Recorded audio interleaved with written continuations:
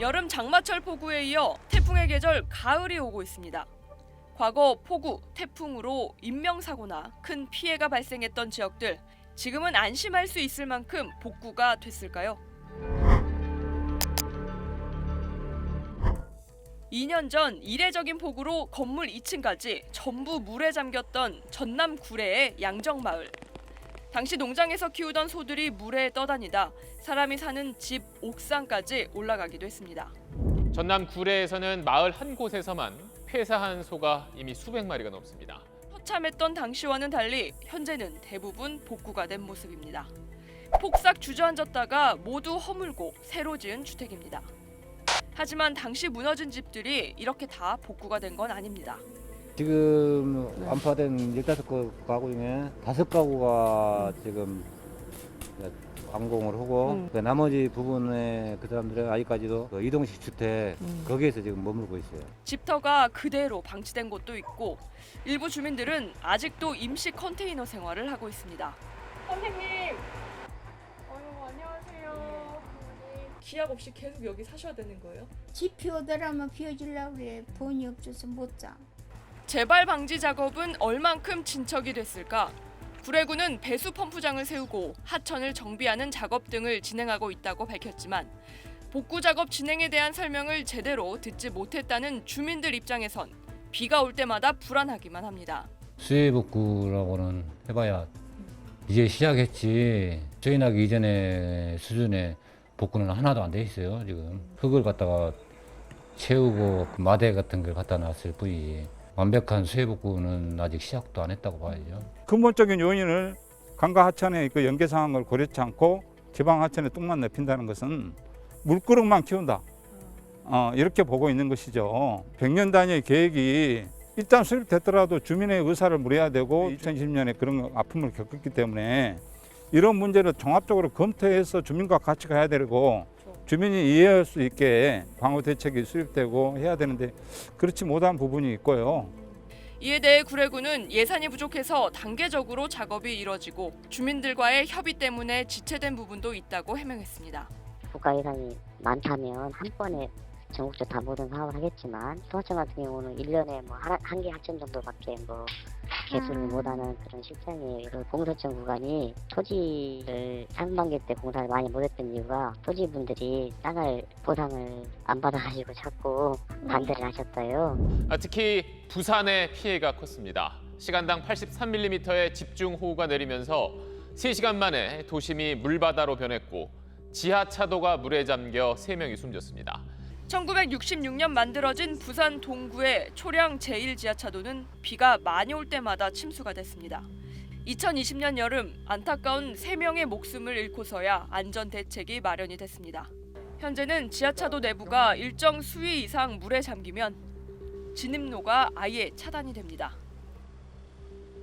또 CCTV 실시간 모니터링과 경고 방송, 경고 안내 문자도 나갑니다. 지하철도 침수 발생.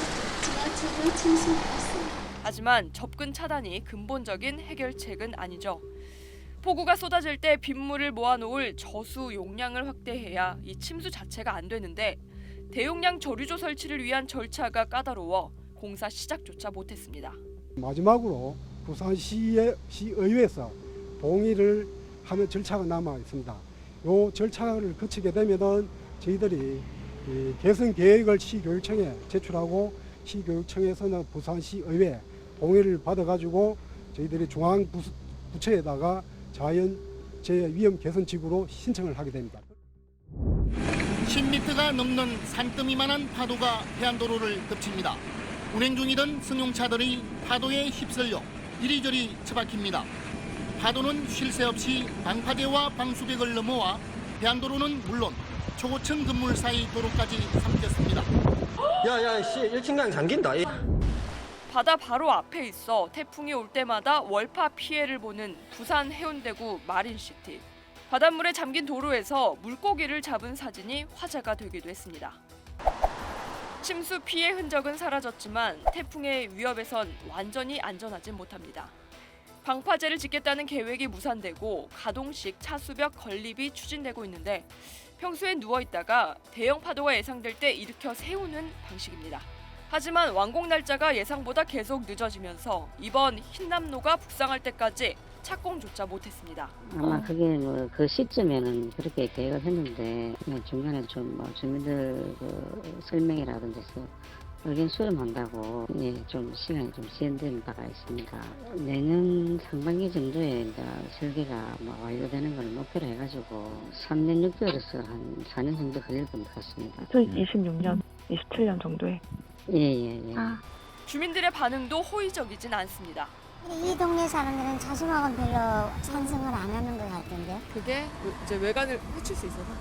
네, 외관을 해칠 수 있어서. 관광객들이 좀 보기가 좀 그럴 건데 이거를 저 밖에 좀 더 이래 놓고 이걸 더 높이면 좀 근데 점점 더 강해지는 태풍, 시도 때도 없이 내리는 폭우. 예전에는 이변이었는데 이제는 이런 그 극한 사상들이 호우 사상들이 일상적으로 발생을 하고 있거든요. 그리고 앞으로 뭐 지구 온난화라든지 이런 이상 기후로 인해서 점점 더 이런 극한 사상들이 많아질 것으로 생각이 되고요. 재시설물에 대한 이제 투자가 좀 이루어져야 되는데 이 방제 시설물들은 실제로 그런 재해가 일어나기 전에는 낭비라고 우리가 생각하기 쉬워요. 최근 초강력 태풍이 또다시 한반도에 다가오고 있습니다. 침수 피해가 빈번한 지역 주민들은 언제쯤 편하게 잠을 이룰 수 있을까요? 큰 비가 오면은 맥없이 하늘을 쳐다보고 한숨 쉬고 저 같은 경우는 이제 강가를 또 많이 다녀요. 강물이 불어 올라온가 어쩐가 싶은 생각 걱정이 되고